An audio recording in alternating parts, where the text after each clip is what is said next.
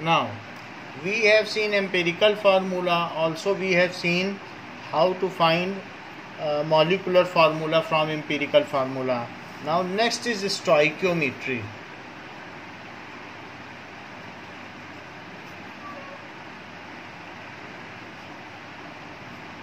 And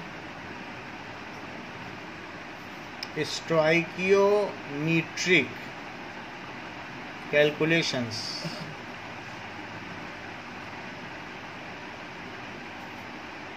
What does it mean by stoichio and metric? Stoichion means element. So, stoichion, it is element, and metron, measure. So measurement of element. So there are two kind of analysis. What are those two kind of analysis?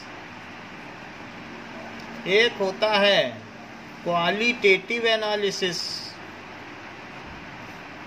ठीक है, qualitative analysis. जैसे कि test tube में से brown colour की gas निकली, तो अगर आपकी टेस्ट ट्यूब में से ब्राउन कलर की गैस निकलती है तो आप कहते हैं भाई ये ब्राउन कलर की है तो ये NO2 हुई। ऐसे मान लो लेड नाइट्रेट है, PbNO3 के होल ट्वाइस को गर्म किया तो ये गैस निकली, तो इसको कहते हैं कि कलर का पता करना। अगर उसमें बहुत पंजेंट स्मेल है तो आप कहते हो ये एसिडिक गैस है। तो कलर पता करना क्वालिटेटिव एनालिसिस है, कलर का पता कर लेना। इसका ऑर्डर क्या है, स्मेल क्या है, इसमें प्रेसिपिटेट बन रहा है कि नहीं, ये सारी चीज़ें, ऐसी चीज़ों का पता करना, ये क्वालिटेटिव एनालिसिस है। जबकि क्वांटिटेटिव का क्या मतलब होता है? क्वांटिटेटिव एनालिसिस मेजरमेंट किसी चीज़ का करना कि कोई चीज़ बनी तो कितनी है, वेट करना कि उसका वजन क्या है। वेट करना अगर कहा जाए तो उसको अलग से ग्रेविमेट्रिक एनालिसिस भी कहते हैं। सो ग्रेविमेट्रिक एनालिसिस भी कहते हैं। ये सारी की सारी चीज़ें स्टोइकोमेट्रिक कैलकुलेशन में आती हैं। मुख्यतया ग्रेविमेट्रिक एनालिसिस पर हम जा रहे हैं कि किसी चीज़ का मास कितना है। और अगर आपने वॉल्यूम को मीज़र किया तो उसको कहते हैं वॉल्यूमेट्रिक एनालिसिस। मान लो मीज़रमेंट में आपने कहा भाई हमें तो वॉल्यूम चाहिए, तो वॉल्यूम पता किया तो उसको कहेंगे वॉल्यूमेट्रिक एनालिसिस। तो ये क्वांटिटेटिव है कि कितनी क्वांटिटी है, कितना मास है, क्या वॉल्यूम है। तो दो तरीके के एनालिसिस होती हैं, लैब में दोनों ही की जाती हैं। पहले ये देखा जाता है कि NO2 है, फिर कितना है यहाँ से देखा जाएगा। PbO बन गया लेड नाइट्रेट से, तो कितना बना, अब उसका मास करो।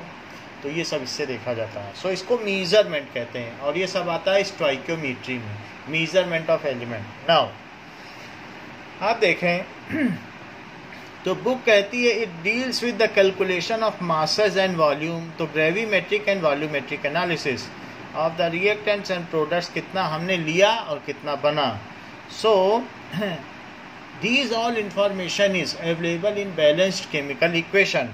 So balanced chemical equation में सारी बातें होती हैं। Now अगर हम बैलेंस्ड केमिकल इक्वेशन देखेंगे तो उसमें ये सारी बातें छिपी रहती हैं कि कितना क्या क्या है। ओके, नाउ अब देखें।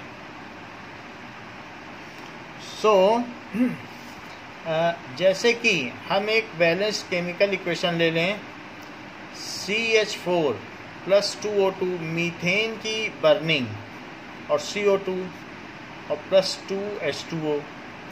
It is methane is gas, oxygen is gas. और ये जो बनेगा ये भी गैस होगा और ये भी गैस होगा। कैसे गैस होगा? मान लो मीथेन गैस आप जलाते हो, मीथेन गैस CNG होती है। तो CNG जब जलती है तो उसके एग्जॉस्ट से कार्बन डाइऑक्साइड निकलती है और साथ में वेपर निकलता है। क्या लिक्विड गिरता है एग्जॉस्ट से जब ऑटो चलती है? पीछे पानी गिरता है कि जस्ट एक स्टीम निकलती है, CNG। तो इस तरीके से सभी गैसेज हुई। इसको हम कैसे पढ़ेंगे कि इसका 1 मोल और इसके किससे 2 मोल से रिएक्ट करता है, और 1 मोल ये बनाता है और 2 मोल ये बनाता है। अच्छा, एट STP ले लिया जाए तो 1 मोल का कितना वॉल्यूम होता है, मोलर वॉल्यूम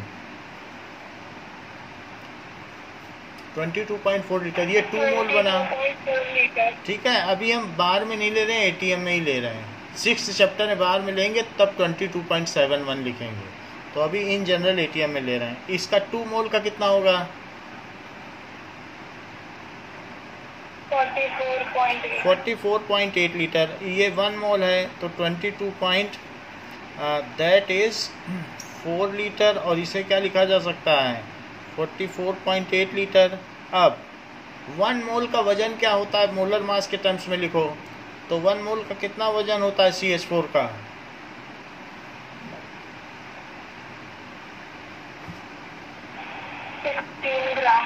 16 ग्राम। इसका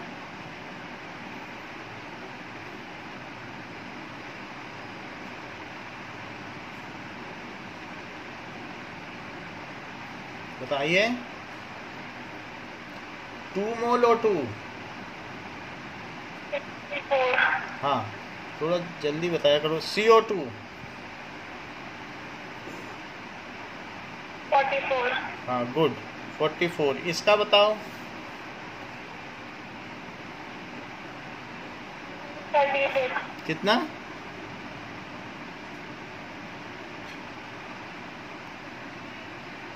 36 बताया है ना। ठीक है। अच्छा, अब ये भी कह सकती हूँ कि इसका 1 मॉलिक्यूल इसके 2 मॉलिक्यूल से रिएक्ट करता है, और इसके 1 मॉलिक्यूल बनाता है, और इसका 2 मॉलिक्यूल बनाता है।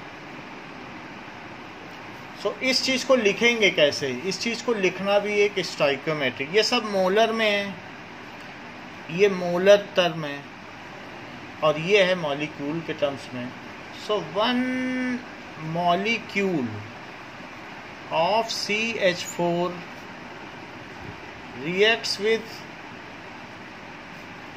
2 molecule of 2 molecule किसका O2 to form 1 molecule of CO2 and 2 molecule, ऊपर से देखो 2 molecule of H2O, 2 molecule of H2O। तो ये पहला हो गया, इट इज स्टोइकियोमेट्रिक स्टेटमेंट। फिर हम क्या लिख सकते हैं 1 मोल CH4 reacts with 2 mole O2 to form 1 mole CO2 and 2 mole H2O। बोलो ठीक है, ऐसे भी तो लिख सकते हैं। फिर क्या लिख सकते हैं 1 मोल ना लिख के 22.4 litre CH4 reacts with 44.8 liter O2 to form 22.4 liter CO2 and 44.8 liter H2O। ये भी तो लिखा जा सकता है। या क्या लिखा जा सकता है एट STP लिखना पड़ेगा, क्योंकि टेम्परेचर बदल जाएगा, प्रेशर बदल जाएगा, तो सब कुछ बदल जाएगा। 16 ग्राम, अगली स्टोइकियोमेट्री क्या है 16 ग्राम CH4 reacts with 64 gram O2 to form 44 gram CO2 and 36 gram H2O। ये बात तो समझ में आ गई आपको स्टोइकियोमेट्री की। लेकिन इसके अलावा भी एक बात है कि ये भी कह सकती हो कि 1 मोल CH4 रिएक्ट करता है 44.8 लीटर ऑक्सीजन से। ठीक है, टू फॉर्म, कहीं से कहीं भी जा सकती हो, टू फॉर्म 44 ग्राम दिस, और फिर यहाँ चली जाओ, यहाँ चली जाओ, कुछ भी, you are so free to move within mole. सब कुछ सही है क्योंकि एसटीपी पर है, तो ऐसे किसी से किसी को भी कर सकती हो। इससे यहाँ चली गई, फिर इससे यहाँ चली गई, फिर इससे यहाँ चली गई। समझ में आ गई बात? तो क्या, क्योंकि सब मोल हैं तो वॉल्यूम के टर्म्स में बताओ, चाहे मास के टर्म्स में बताओ, चाहे मोल के टर्म्स में, तो क्या लिखेंगे? 1 मोल CH4 reacts with 44.8 litre O2 at STP लिखना पड़ेगा, लेकिन टू फॉर्म, ठीक है, 44 ग्राम CO2 and 2 mole of H2O। ऐसे यू कैन फ्रीली मूव, इतना स्वतंत्रता दी गई है, कहीं से कहीं भी जा सकती है। ओके, ऐसे ही एक सेंटेंस बना दो अपने मन से कोई।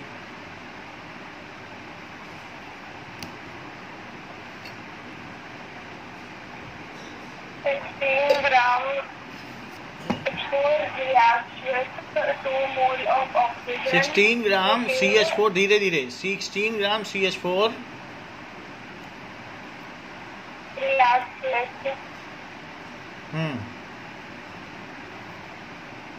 2 mole of oxygen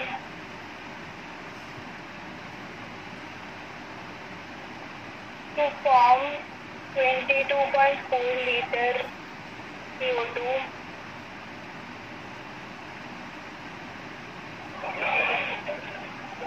and 36 gram H2O।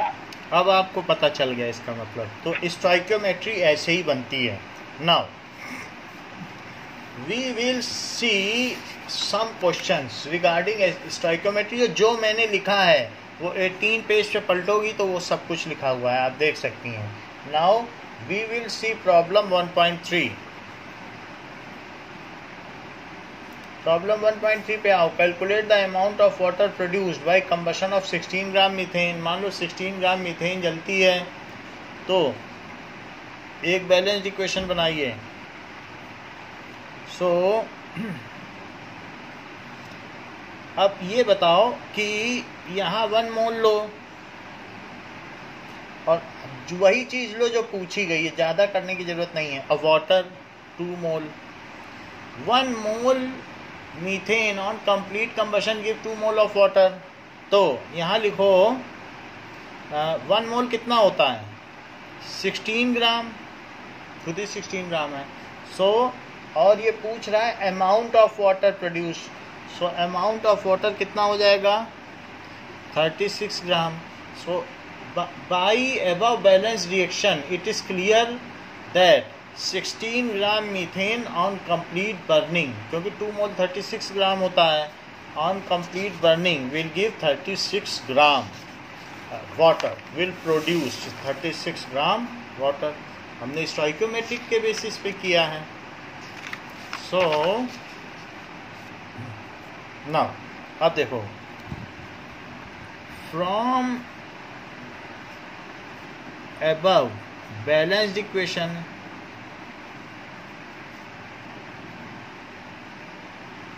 and stoichiometric calculation,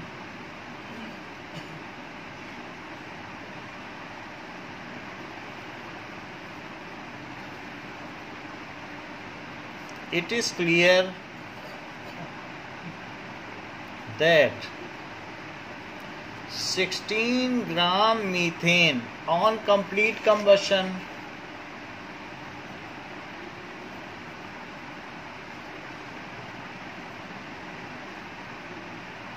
will produce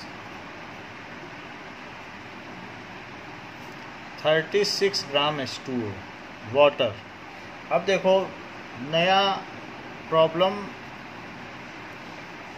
1.4 problem क्या है कि how many moles of methanes are required to produce 22 gram CO2 after combustion.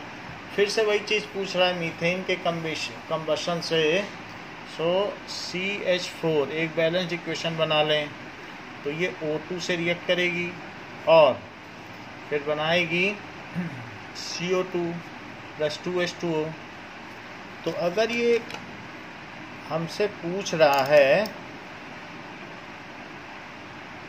कि how many moles of methane ज़रूरी है 22 ग्राम CO2 बनाने के लिए, तो यहाँ लिखो 1 मोल, ठीक है, और यहाँ लिख लीजिए दिस इज़ 1 मोल, और यहाँ लिखिए 16 ग्राम, और यहाँ लिखिए 44 ग्राम।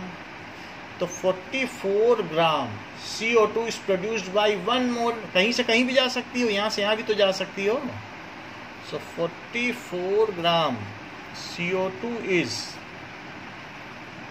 Produced by combustion of 16 gram methane. तो मुझे बताइए 22 ग्राम CO2 पाने के लिए हमें कितनी मीथेन जलानी पड़ेगी?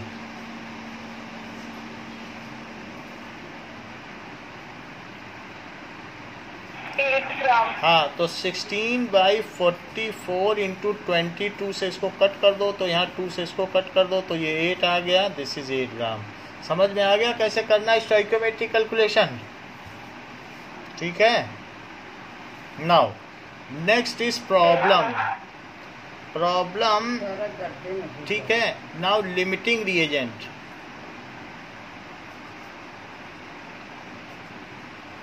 लिमिटिंग रिएजेंट क्या होता है?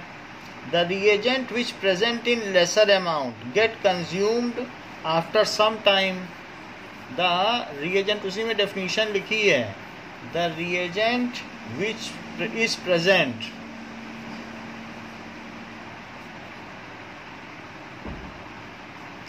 in lesser amount is consumed, get consumed after some time, and after that no further reaction takes place, and after that जब वही खत्म हो जाएगा reagent, तो क्या होगा? no further reaction takes place।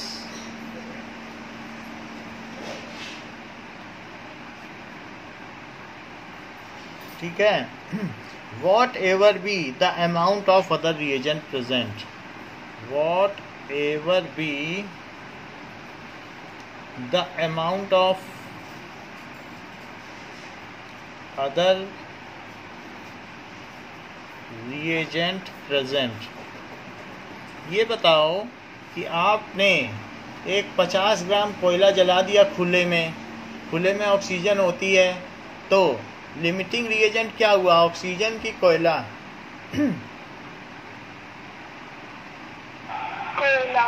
क्योंकि पूरे संसार की ऑक्सीजन आपने उसको दे दी, लेकिन रिएक्शन तो खत्म हो जाएगी जब एक रिएजेंट खत्म हो जाएगा। कोयला जल गया, बात खत्म, ऑक्सीजन बची रहेगी एटमॉस्फेयर में।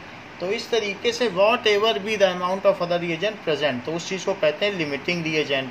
ठीक है। And what ever is left is called access reagent. What ever reagent या reactant is left unreacted after completion of reaction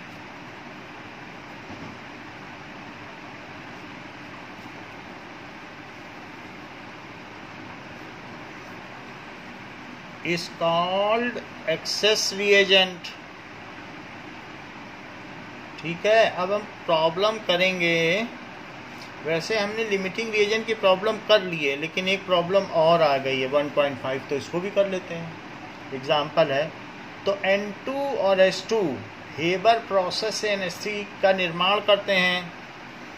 N2 में H2, फिर उसके बाद फर्टिलाइज़र बनता है। जब NH3 बन जाएगा तो अमोनियम फॉस्फेट बनाओ, अमोनियम सल्फेट बनाओ, इसी में डाल दो सल्फर, सल्फेट, फास्फेट सब बन जाएगा, यूरिया बन जाती है। ठीक है। एंड दे फॉर्म NH3 ये रिवर्सिबल रिएक्शन है, NH3 बनेगी तो वापस भी इसमें भी बदला जा सकता है, दोनों चीज़ें होती रहती हैं, तो रिवर्सिबल है। अच्छा, दोनों गैसेज हैं, इसको बैलेंस कर लें। तो बैलेंस करने के लिए क्या करेंगे, ये बैलेंस हो गई। तो ये बताइए कि इसके 2 मोल इसके 3 मोल से रिएक्ट करते हैं तो इसके 2 मोल बनाते हैं, तो किसके कितने ग्राम से रिएक्ट करके किसके कितने ग्राम बनाते हैं?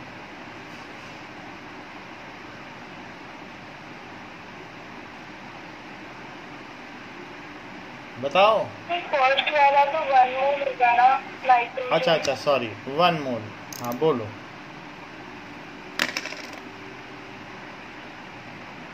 28 ग्राम नाइट्रोजन, 6 ग्राम H2,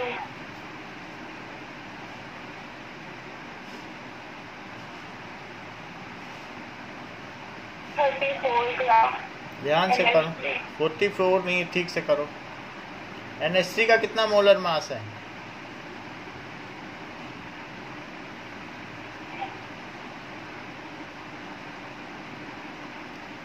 बताइए 34 कितना? 34 ग्राम। 44 क्यों बोल रही हो? NH3 का मोलर मास बताओ।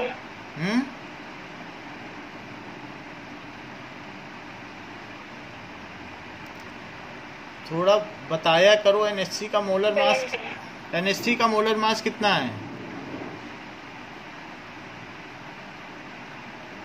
34 17 नहीं है NH3 का? 17 कितना? 17 ना, और 17 का डबल करोगी तो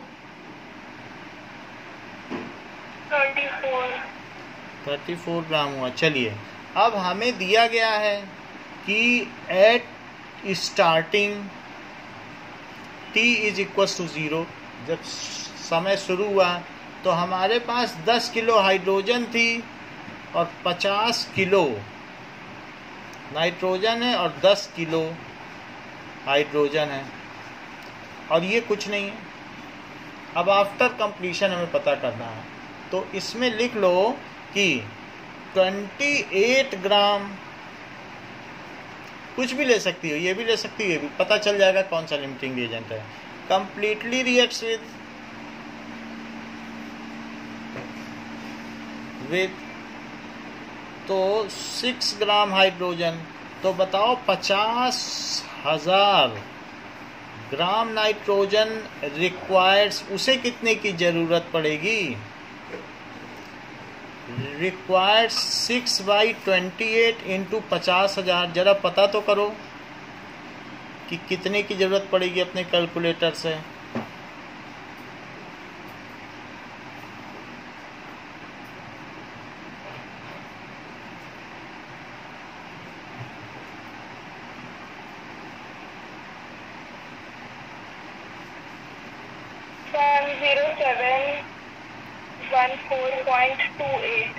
सेवन 10714.28 ग्राम हाइड्रोजन चाहिए।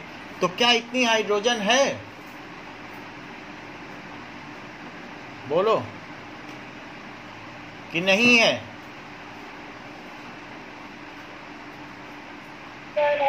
है कहाँ है? इतनी है क्या? नहीं है। हाँ, नहीं है। So, but hydrogen is in lesser quantity. But hydrogen is lesser than stipulated quantity. जितनी इंगित की गई है उससे कम है stipulated quantity. So, कौन सा लिमिटिंग रिएजेंट हुआ?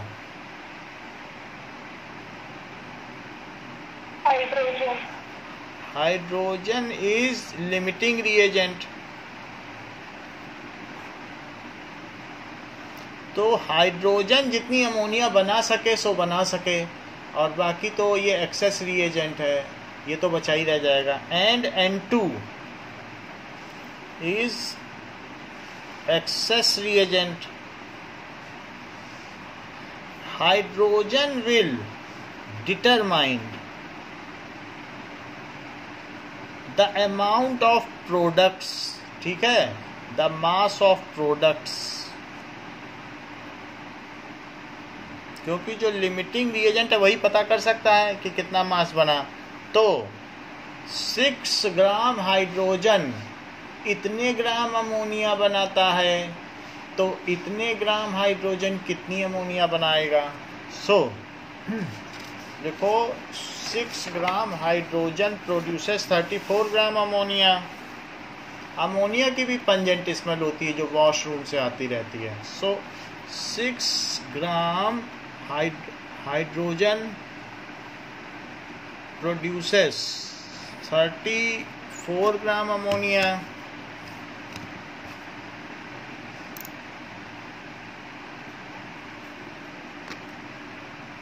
तो अब कितना है, 10,000 gram hydrogen will produce 34/6 into 10,000 gram ammonia. जरा इसकी वैल्यू तो निकालो।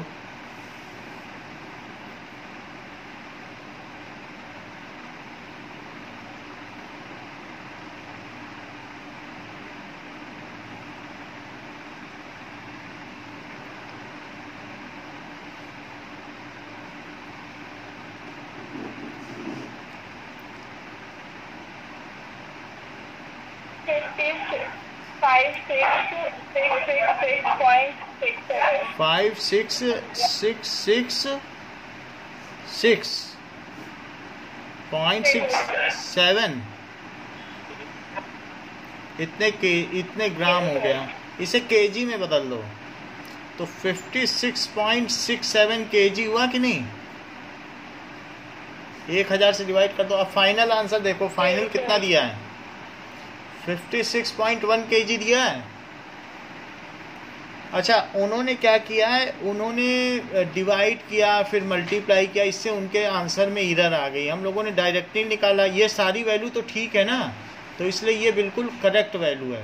जबकि बुक में उसको मोल में कन्वर्ट किया फिर डिवाइड किया, तो ऐसा करने से उनके में बार बार एरर आती रही और सवाल के अंत में बहुत ज़्यादा एरर आ गई। जरा देखो, पहले चीज़ों को वो मोल में बदल रहे हैं, मोल में बदलने के बाद फिर से मोल में बदल रहे हैं, सब चीज़ मोल में बदल के कर रहे हैं, तो फिर मोल को फिर ग्राम में बदल रहे हैं, तो उससे डिवाइड करने से एरर आ गई। कई डिजिट उन्होंने आगे के डेसिमल के छोड़ दिए। हमने तो फाइनल आंसर तक अपने सारी वैल्यू करेक्ट रखी हैं, तो इसलिए दिस इज़ करेक्ट मेथड। बोलो इसमें समझ में आ गया कि फिर से एक बार बता दें।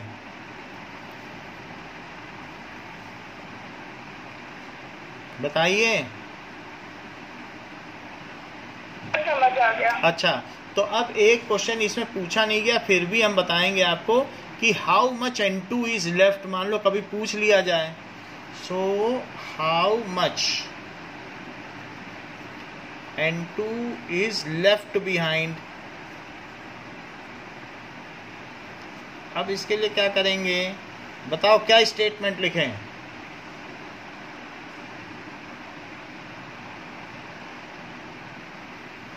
Six gram H2 completely reacts with, कितने से रिएक्ट करता है,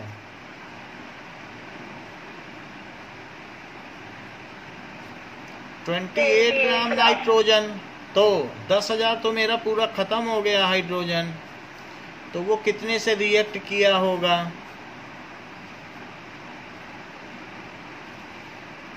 तो इतने ग्राम नाइट्रोजन। जरा पता तो करो कितनी नाइट्रोजन खत्म हुई होगी।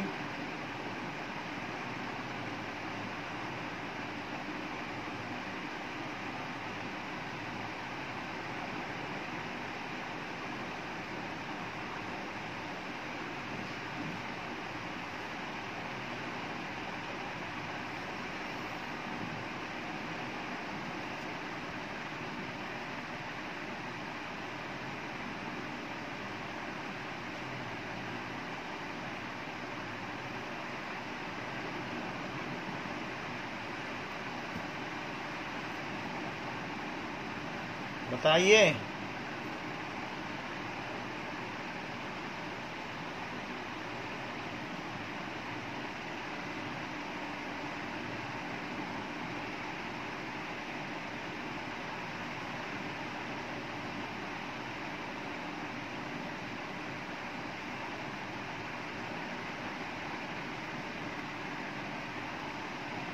कितना आया?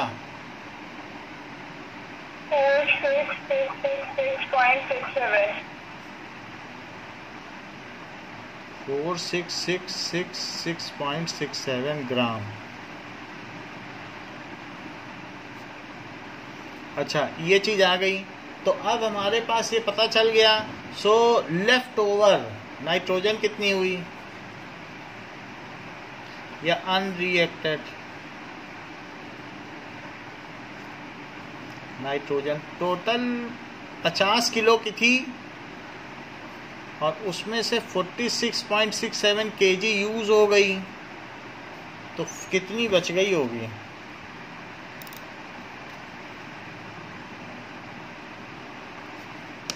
$3.33 kg। बोलो समझ में आ गई बात? अब अगर इतनी बच गई 3.33 kg, तो अब यहाँ लिखो ये एट t=0 लिखा है कि शुरुआत में कितनी कितनी थी। सो आफ्टर कंप्लीशन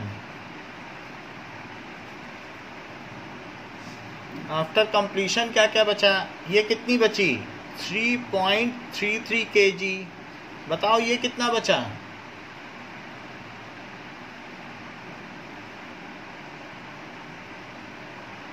बताइए। H2 कितना बचा? आवाज नहीं आ रही क्या? कंप्लीटली। तो बता दीजिए। 0 बचा। ये कितना बचा?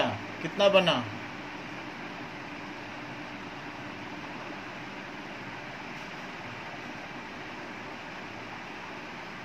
$56.67। यही तो था ना, अभी आप ही ने तो कैलकुलेट किया है। ये इतना बन गया, ये पूरा खत्म हो गया, ये 3 किलो बच गया। क्लियर? Is it clear? चलो जल्दी बोला करो, आगे देखते हैं। नाउ इसी पर बेस्ड कुछ क्वेश्चन है जिनको कि हम करेंगे। सो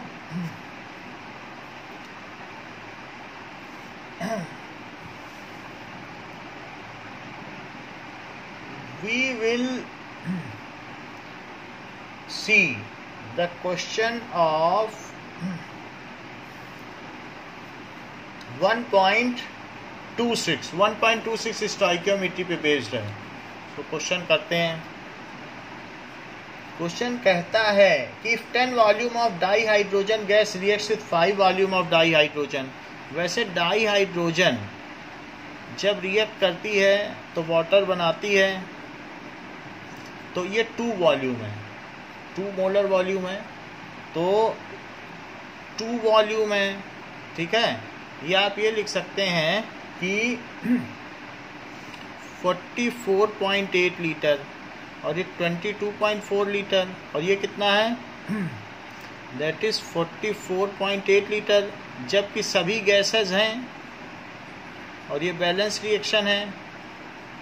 तो वो कह रहा है कि कितना वाटर वेपर प्रोड्यूस होगा। अब हमें इसमें ये पता करना पड़ेगा कि 10 वॉल्यूम 5 वॉल्यूम से रिएक्ट कर रहा है, तो क्या ये एग्जैक्ट क्वांटिटी है? Is it in equimolar ratio? जितना जिसको चाहिए उतना है। 44.8 litre di hydrogen reacts with completely with, ठीक है, 22.4 लीटर ऑक्सीजन। तो अब ये देखो, ये तो पता चल रहा है हमको कि इतना है, तो 10 वॉल्यूम 10V ले लो। हमें मालूम नहीं कि कितना वॉल्यूम है, उनका अपना वॉल्यूम का क्या स्टैंडर्ड है। H2 रिएक्ट्स विद कम्प्लीटली कितने से करेगा? तो 22.4 litre upon 44.8 litre into 10V। इससे ये कटा, लीटर से लीटर कटा, इससे ये कटा, 2 आया, तो 2 से 10 कट गया, तो कितना आया? 5 volume. So that is 5 volume of O2। So things are no reagent is limiting reagent, so both are in exact quantity. So equimolar तो नहीं कहा जाएगा क्योंकि एक के डबल मोल है। सो इसलिए both reactants are consumed completely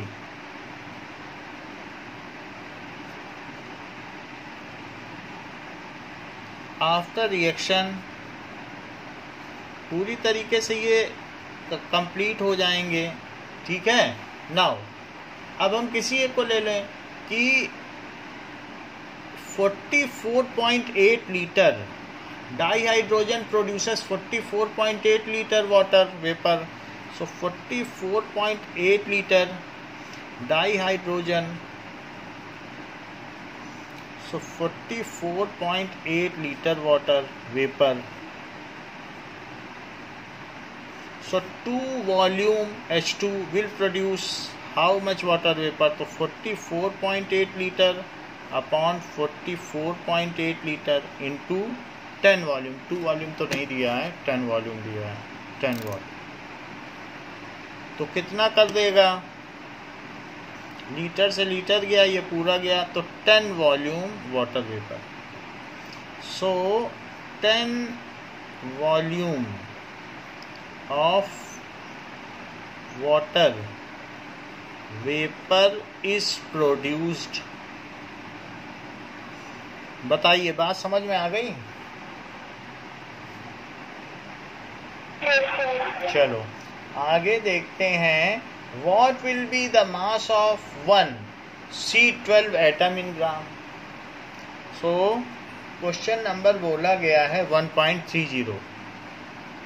So mass of one C12 atom, ये चीज है। अच्छा, नंबर ऑफ मोल्स क्या होता है? मास by molar mass,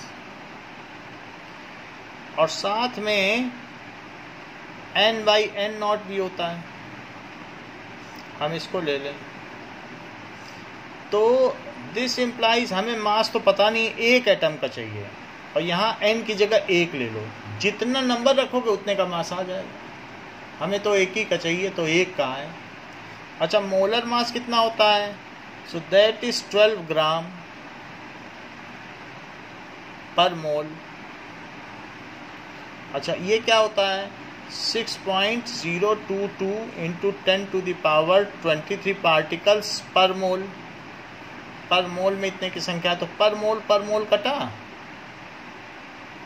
so m क्या आया?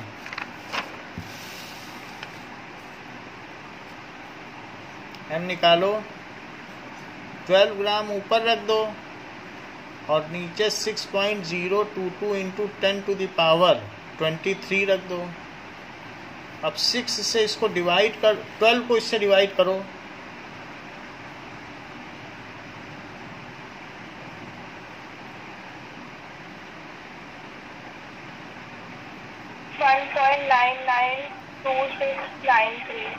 9.992693 इतने ग्राम आ गया।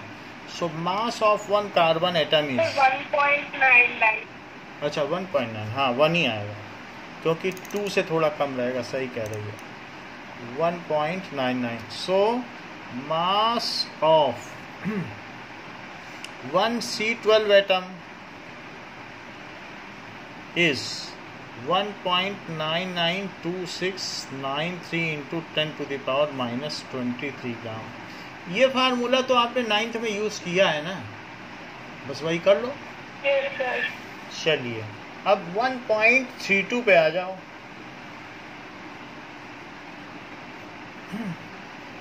तो 1.32 सवाल क्या कहता है?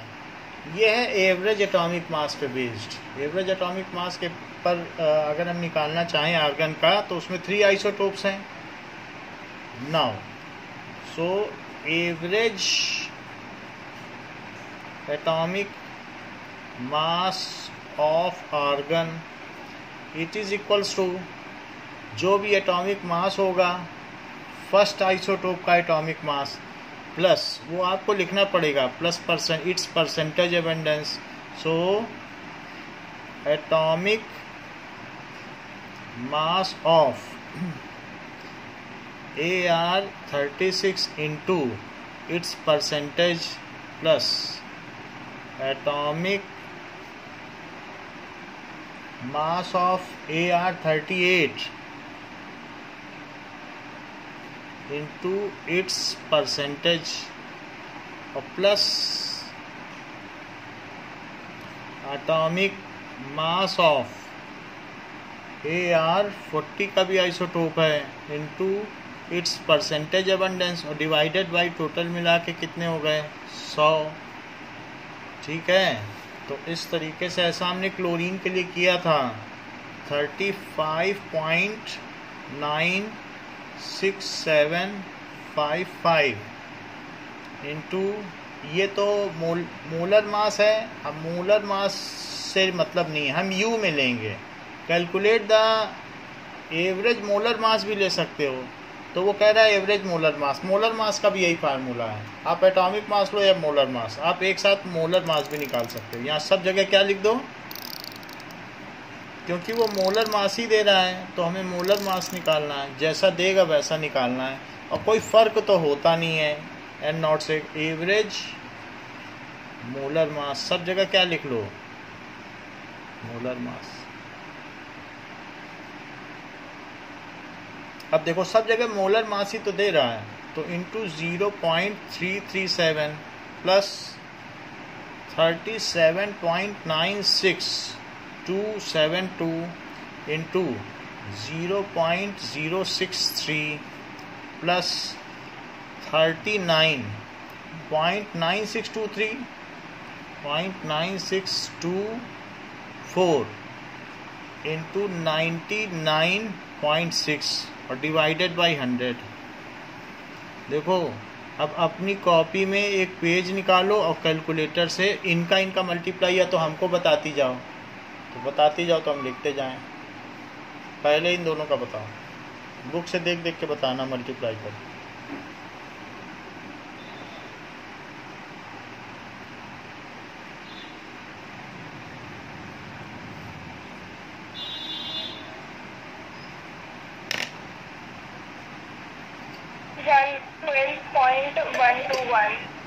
कितना बताया,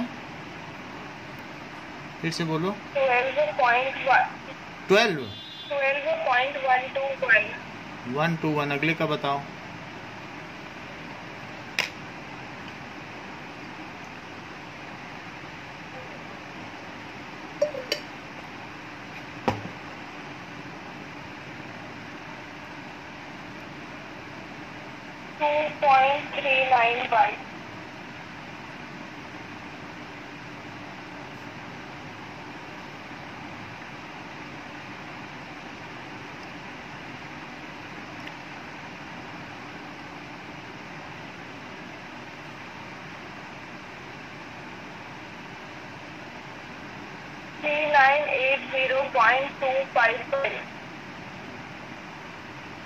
.25 ठीक लिखा है ना, गलत है कुछ, बोलो। लास्ट में पॉइंट के बाद 255 है, पॉइंट के बाद 275। कितना बता रही हो? 255। अच्छा 255, ठीक है, अपॉन 100। अब इन सबको जोड़ डालो, ये ग्राम पर मोल में आ गया। ऊपर का टोटल बताओ।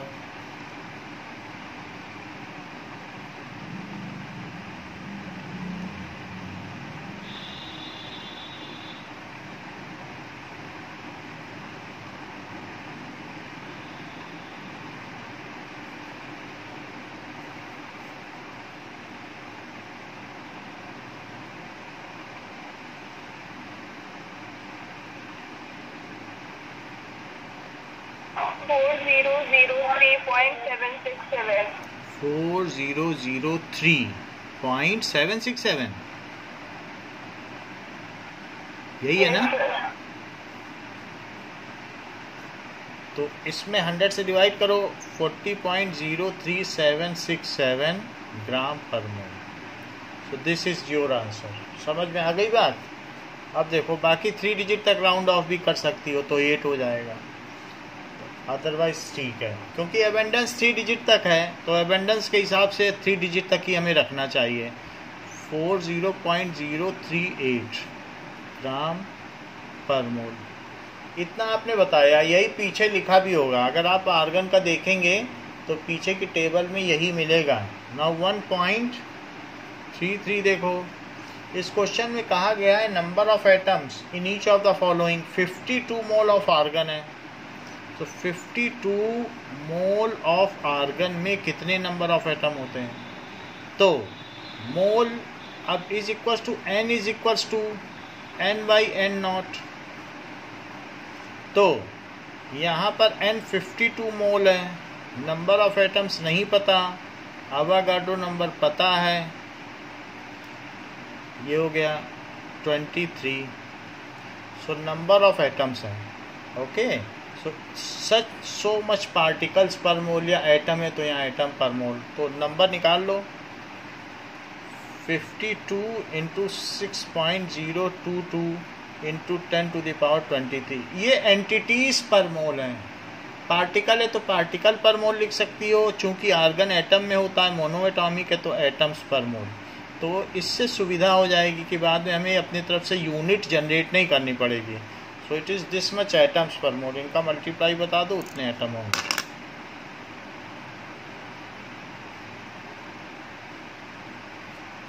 अगर मॉलिक्यूल हो तो मॉलिक्यूल पर मोल लिख सकती हो, जो हो वो लिखो। फिर साइंटिफिक नोटेशन में भी बदल देंगे।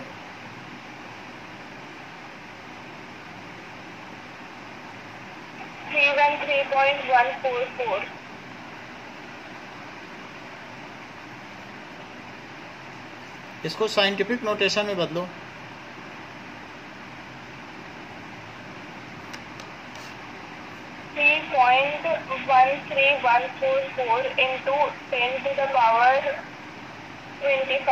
सही है,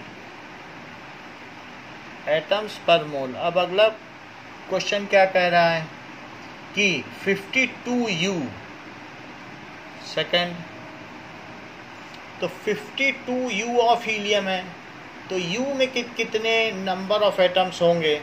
सो अब जरा देखो कि एक एटम का मास क्या होता है। So atomic mass of helium it is equal to 4U होता है, क्योंकि 4 सदस्य हैं, 2 प्रोटॉन 2 न्यूट्रॉन और 1 प्रोटॉन का मास तो 1U होता है, बताया था कि नहीं? तो 4U atomic mass. So number of atoms is given mass upon atomic mass. तो हमारे पास 52U गिवन मास है, और जबकि 4U मास है पर एटम का, तो U से U कटा और 4 से कटा तो 13, तो कितने एटम हो गए? एटम इनवर्स ऊपर चला गया कि नहीं? बोलो। तो 13 एटम हुए। बिल्कुल यही क्वेश्चन उसमें भी था 9th में, बट वो ग्राम में था। तो लेकिन यहाँ एटम के लेवल पर है, तो गिवन मास भी U में है, एटॉमिक मास भी U में है, तो हमने इसको कट कर दिया और हमें पता चल गया कि 13 एटम है। नेक्स्ट देखो, कह रहा है 52 ग्राम हीलियम। बता सकती हो कि 52 ग्राम हीलियम में कितने मोल होंगे?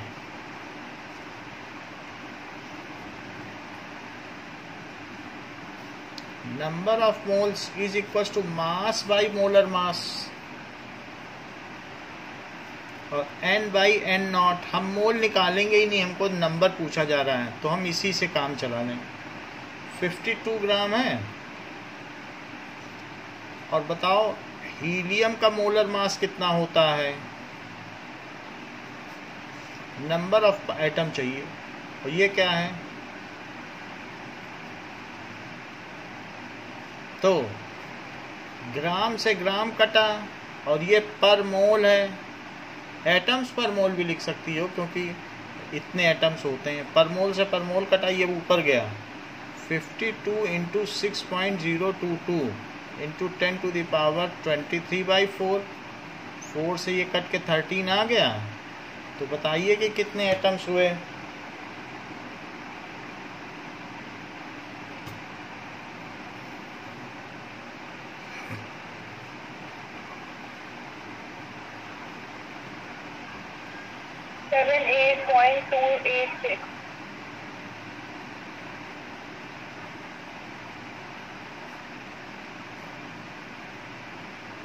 इसको साइंटिफिक नोटेशन में बदल देंगे। 7.8286 इंटू 10⁻24 एटम्स।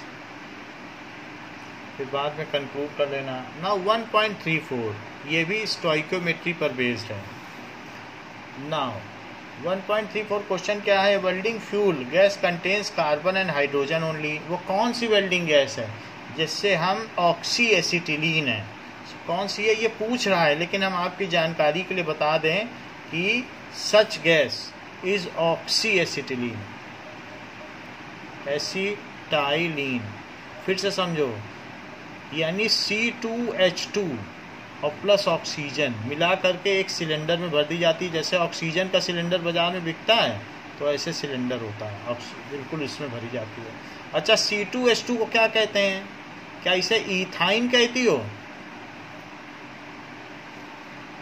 क्योंकि C में ट्रिपल बॉन्ड और एक H और एक H। इस इथाइन का निक नेम क्या है? एसिटाइलीन। ये इसका केमिकल नेम है, निक नेम।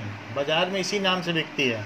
चूंकि इसमें कार्बन की परसेंटेज ज़्यादा है तो इसलिए ऑक्सीजन मिला दी जाती है जिससे पूरी तरीके से जल जाए और धुआं न दे।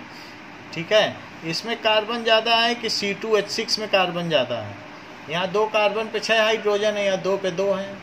तो बताओ किस में कार्बन ज़्यादा है, ईथेन में है कि इथाइन में? इथाइन है ना। तो ज़्यादा कार्बन होगी तो जलने में दिक्कत होगी, तभी तो ऑक्सीजन मिला दी जाती है। अब जरा देखो, इसी को वेल्डिंग गैस कहते हैं। इसका नाम है वेल्डिंग गैस। अब हम क्वेश्चन पर आते हैं। Welding fuel contains carbon and hydrogen only. Burning A small sample of it gives 3.38 gram carbon dioxide and 0.690 gram water. मान लो कोई गैस है, हमें मालूम तो नहीं है कौन सी गैस है, तो हम ये लिख लें let its formula is CXHY। मालूम नहीं है कौन सी गैस है, C2H2 है कि C2H6 मालूम ही नहीं है। तो ऑन बर्निंग, जैसे CXHY को जलाओ ऑक्सीजन के साथ, तो बताओ कितने CO2 देगी। यहाँ से देख के बताओ, क्या ये X CO2 देगी? भाई C2 होता तो 2 CO2 देती, C4 होता तो 4 CO2 देती, और CX है तो कितना देगी? अच्छा, अगर मान लो H2 होता तो 1 H2O देती, और YH2 है तो क्या देगी? Y/2 H2O। काउंट कर लो, Y/2 में 2 का मल्टीप्लाई करो, क्या Y नहीं आ जाएंगे? H को मिलाओ। इस तरीके से रिएक्शन बनी। यहाँ ऑक्सीजन कितने हैं? 2x ऑक्सीजन है, चेक करो 2x ऑक्सीजन है। और यहाँ कितने ऑक्सीजन है बताओ? तो मिला के कितने हो गए? बोलो, इतने हुए। लेकिन वहां तो O2 है, तो O2 के लिए मुझे क्या लिखना चाहिए? सो दैट इज O2 होने पे हमें इसे आधा कर देना पड़ेगा क्योंकि वहां 2 है, डबल हो गया ना। तो इस तरीके से यहाँ पर आप क्या कर दें कि अगर x + y/4 कर दें और O2, अब 2 से मल्टीप्लाई करो जरा, 2x आ गया, 2 से इसे मल्टीप्लाई करो, y/2 आ गया। वही चीज आ गई कि नहीं? क्योंकि आधा करना पड़ेगा सब कुछ अगर वहाँ O2 लिखना है। तो हमारा फार्मूला कैसे अमेंड हुआ? CXHY + x + y/4 O2 is XCO2 + Y/2H2O। खैर हमने ये आपको सिखाने के लिए किया, इस इक्वेशन की ज़रूरत भी नहीं थी। तो आप ये देखिए, जब कार्बन बर्न करती है तो C बर्न करती है तो ऑक्सीजन कितनी मिलती है? C after burning produces CO2। तो 1 मोल कार्बन अगर बर्न करेगी 12 ग्राम तो कितनी बनाती है? क्या 44 ग्राम बनाएगी? बताओ। सो अगर उसने कहा burning A small amount of it this much carbon dioxide is produce, वो कह रहा है 3.38 ग्राम प्रोड्यूस हुई है, तो कितनी कार्बन बर्न हुई होगी? क्या उल्टा निकाल सकते हो कि 44 ग्राम CO2 मिलती है जबकि इतनी ग्राम कार्बन बर्न होती है, तो इतनी मिली तो कितनी बर्न हुई होगी? पता किया जा सकता है। सो 44 ग्राम CO2 is obtained if 12 gram carbon burns. So 3.38 gram, question में पढ़ लो, इतने ही ग्राम CO2 लिखी है। क्वेश्चन के साथ साथ चलो, बिना क्वेश्चन पढ़े नहीं आएगा। CO2 is obtained if 12/44 into 3.38। अब ये कितना है ये आप मुझे बता दें। If this much carbon burns, तो कार्बन बर्न्स, तो ये बता दें आप कि कितना है।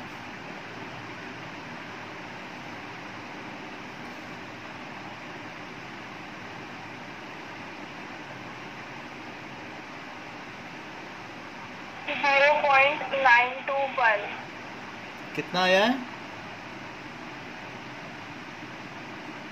ये ना? ठीक है, इतने ग्राम कार्बन है। अच्छा, अब जरा देखो कि हाइड्रोजन कितनी जले तो वाटर मिलता है, ये भी तो देखो कि H2 जले तो वाटर मिल जाता है। कितना H2 जले? 2 ग्राम जलेगा तो कितना मिलेगा? 18 ग्राम मिलेगा। और मिला कितना जरा ये भी तो देखो, 0.690 ग्राम। तो अब उल्टा लिखो कि 18 gram water is obtained if 2 gram hydrogen burn, so this much gram water is obtained, then how much hydrogen has burned? 18 gram. यही तो स्टोइकियोमेट्री है कि एक से दूसरे को निकाल लेना, एक दिया और दूसरा पता कर लो। हमने स्टोइकियोमेट्रिक रेशो देखा, उसके बेसिस पे निकाल रहे हैं। सो 18 ग्राम H2O is produced if 2 gram H2 burns. So 0.690 gram H2O is produced if कितना बर्न करेगा? 2/18 ग्राम, ग्राम तो कट जाएगा और 0.9690, इसकी वैल्यू बताओ।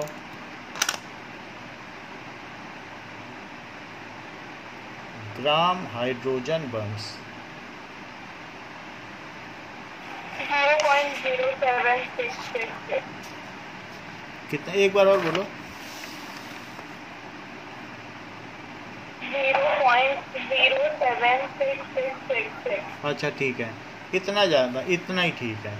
इतने ग्राम H2 बर्न्स, इतनी बात हो गई। हमें कार्बन और हाइड्रोजन पता चल गया, इतने ग्राम जले। ठीक है, हाइड्रोजन भी लिख सकती हो या H बर्न्स या H2 बर्न्स। अब जरा देखो, a volume of 10 litre of this welding gas is found to weigh 11.6 ग्राम। अच्छा ये बताओ 1 मोल, मोलर वॉल्यूम कितना होता है 22.4 litre of gas at STP is 22.4 litre. तो लिखो 22.4 litre is volume of how much gas is volume of gas it is equal to 1 mole. ये कितने का वॉल्यूम है? 1 मोल का है। तो बताओ 10 लीटर कितने मोल का होगा? हाउ मच मोल? भाई 10 लीटर में भी तो कुछ मोल होंगे। 22.4 में 1 मोल, तो इतने में कितने मोल?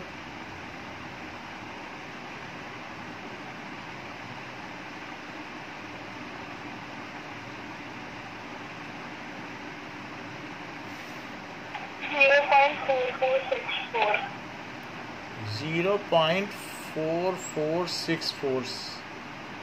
देखो बहुत सारी चीज़ें डेसिमल में बता रही हो, आंसर गलत भी आ सकता है क्योंकि हम लोग फ्रैक्शन न लेके सब डेसिमल कर रहे हैं, फिर भी थोड़ा बहुत एडजस्ट कर लेंगे। तो 10 लीटर में कितने मोल हुए? 10 लीटर में 22.4 लीटर में 1 मोल, तो 10 लीटर में 0.4464 मोल।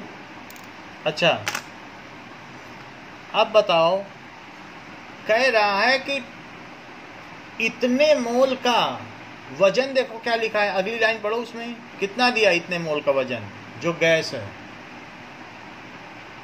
11.6 ग्राम दिया है। 11.6 ग्राम। हाँ, तो 0.4464 ग्राम CXHY गैस वेज, उसका वजन कितना आया? 11.6 ग्राम। तो इतने मोल का वजन आया है, ये ग्राम नहीं, ये मोल है।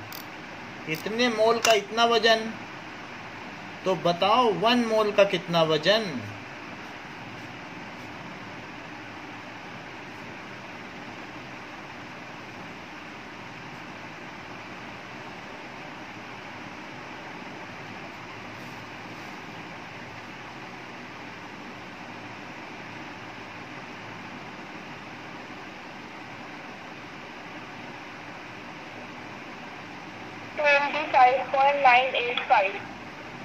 कितना बताया?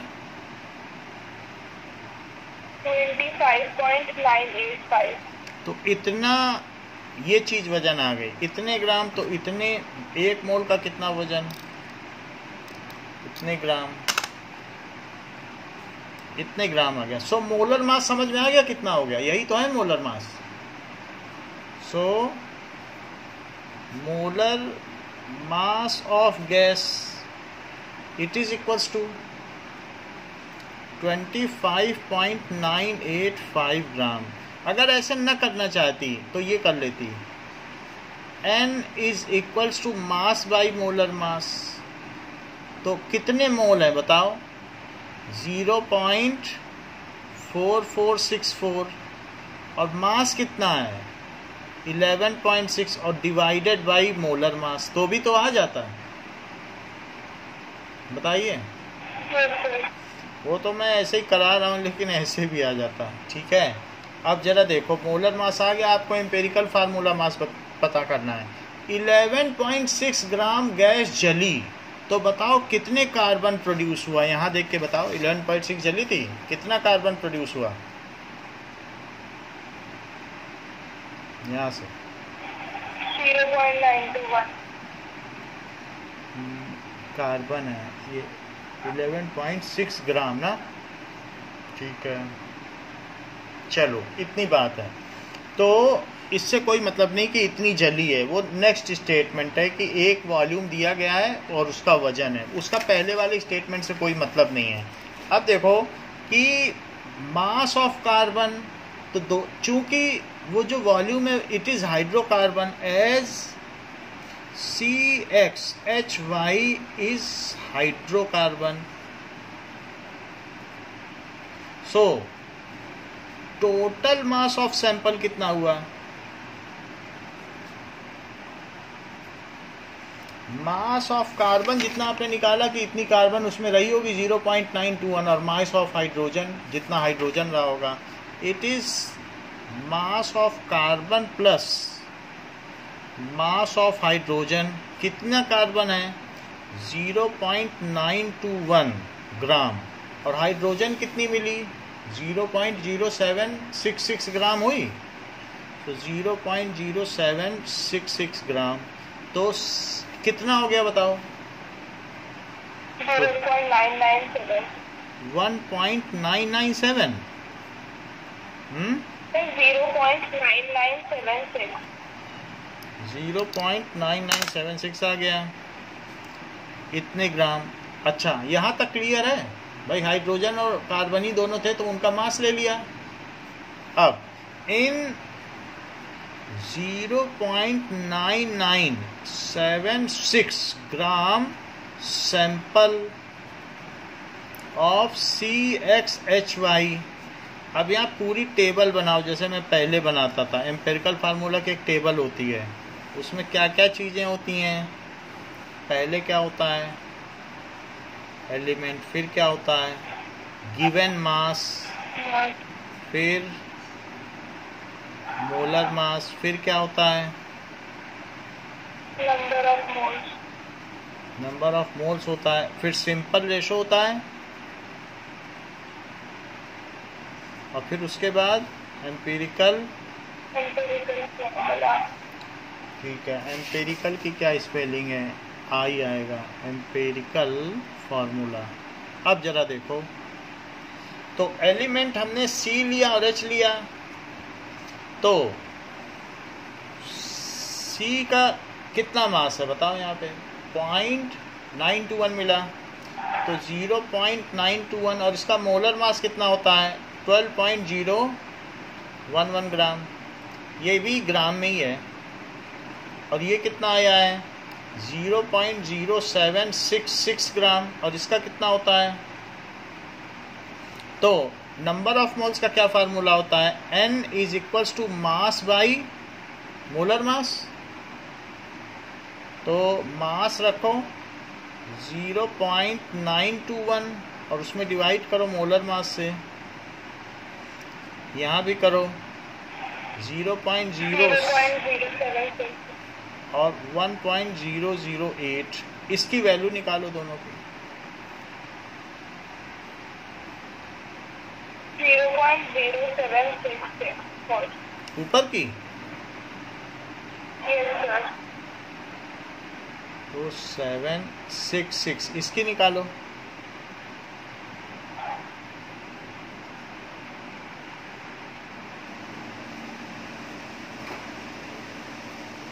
$0.07599 0.759 है, एक ही जैसी आई है।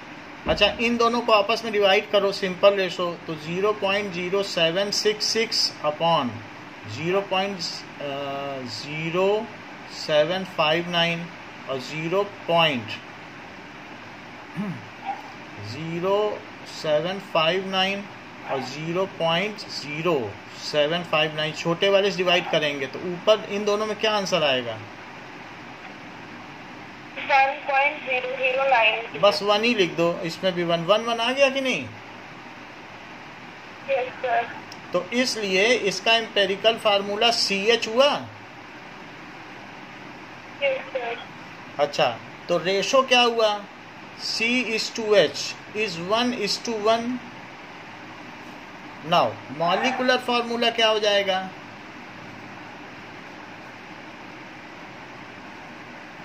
It is empirical formula.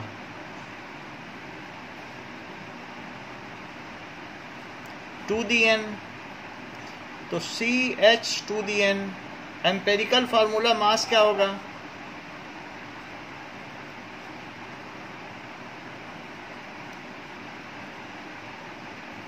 तो mass of C, molar mass of C plus of H, तो ये 12 और प्लस 1 तो 13 ग्राम हो गया।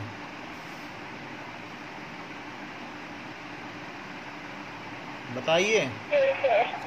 अब चूंकि n की वैल्यू क्या होती है? Molar mass upon empirical formula mass.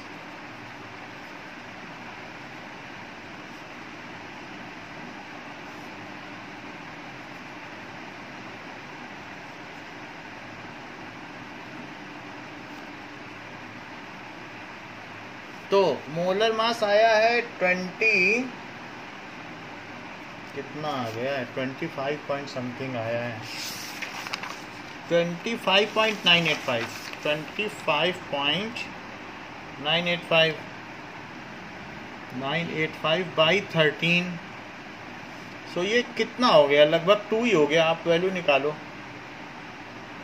1.998। It is approximately 2। So molecular formula क्या हो गया? C2H2। CH पे 2 लगाओ और C2H2। ठीक है, एम्पिरिकल फार्मूला निकाल दिया, मोलर मास भी निकाल दिया गैस का। मोलर मास तो आपने निकाल ही लिया पहले, क्योंकि यही है मोलर मास जो पीछे निकाला है, यही है। सो एम्पिरिकल फार्मूला निकाल लिया, मोलर मास निकाल लिया ये, और साथ में मॉलिक्यूलर फार्मूला वो भी निकाल लिया। सब समझ में आ गया? इस क्वेश्चन को तुम ठीक से कर लोगी तो केमिस्ट्री की लीडर बन जाओगे। ये इतना बढ़िया क्वेश्चन है, इसमें मास्टरी कर लो, सही करके दिखा दो हमको। समझ में आ गई बात? तो स्टोइकियोमेट्री और आगे की भी केमिस्ट्री में आपको कोई पछाड़ नहीं सकता। ओके, अभी के लिए इतना ही। अभी 11:45 पर मैथ्स होगी।